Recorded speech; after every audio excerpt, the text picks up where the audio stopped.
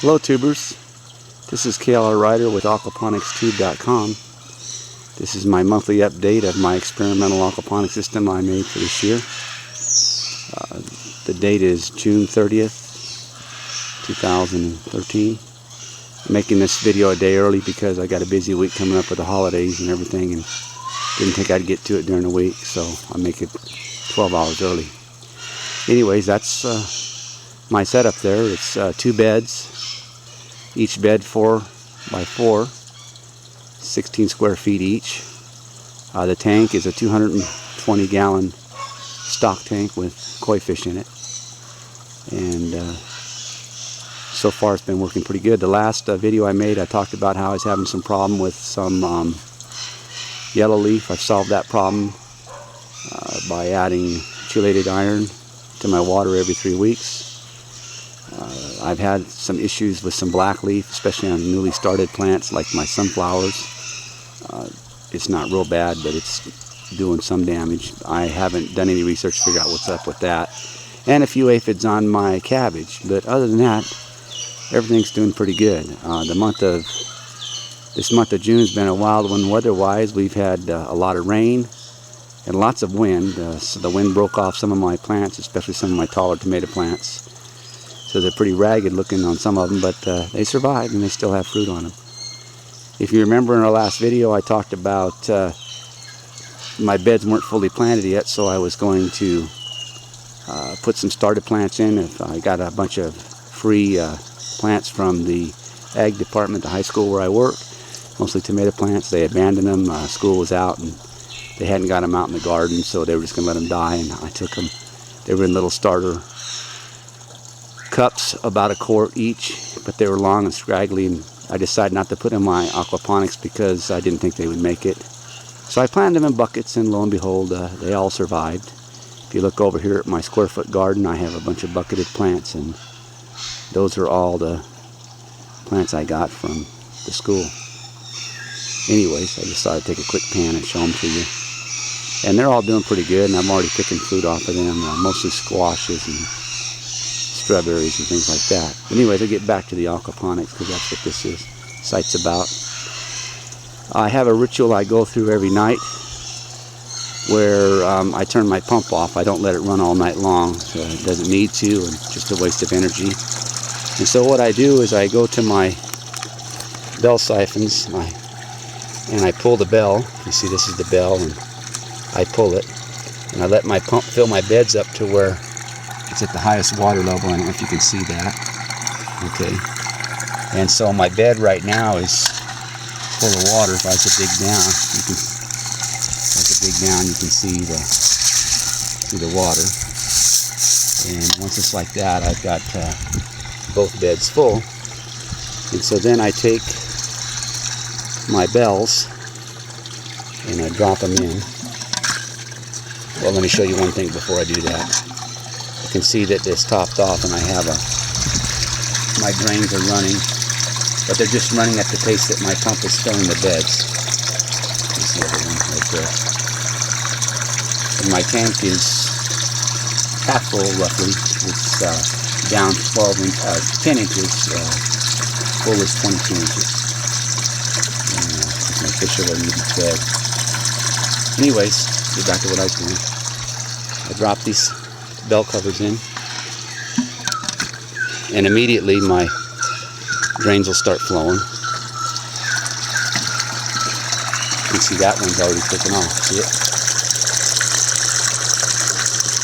So now it's draining my beds. I like my beds to be completely drained for the night.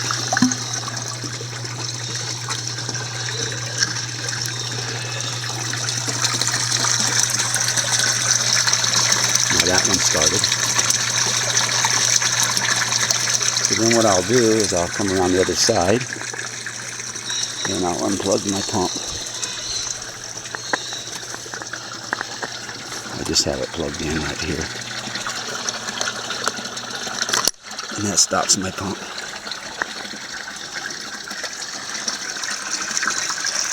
So now my grow beds will completely drain, my flood beds will drain, and my pond will be, my fish tank will be full, completely full.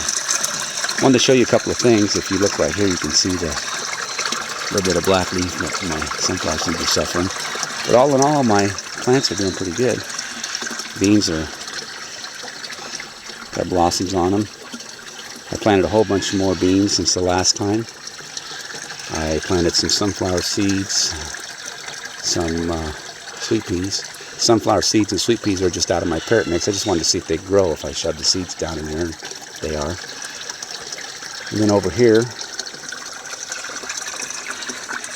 this is the tomato, one of the tomato plants that broke off in the wind, but the plant itself is still doing pretty good. I had to prop it up. It's got fruit on it. The rest of these tomatoes have got fruit on them. For small plants, they're doing all right. This is a lemon cucumber, and it struggled at first, but it's finally taken off, and you can see I've got some pretty big cukes on it already, so I'll be picking those before the next video. My cabbage, let's see if I can get it to where you can see it, just have 4 heads, and those are the ones I almost lost.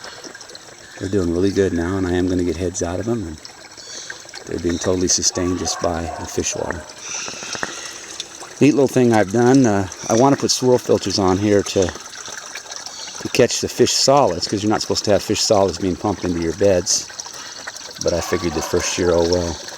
But at work we have these, our scrub pads for scrubbing floors. They have a cutout in the center that looks like this. It's 3 inches in diameter, and you don't even use that, and then the pad mounts on the machine. Well, I've been saving these, and they work just great. So what I do is I put them underneath my water, and you can see they catch the solids for the day. So now my bed is staying clean. I just change them out every couple of days. Some days they fill faster. They'll be ready to go for tomorrow. So that's one way that you can keep the solids and plug in. And then I just take these and rinse them out with the hose and reuse them. So see, my beds are drained.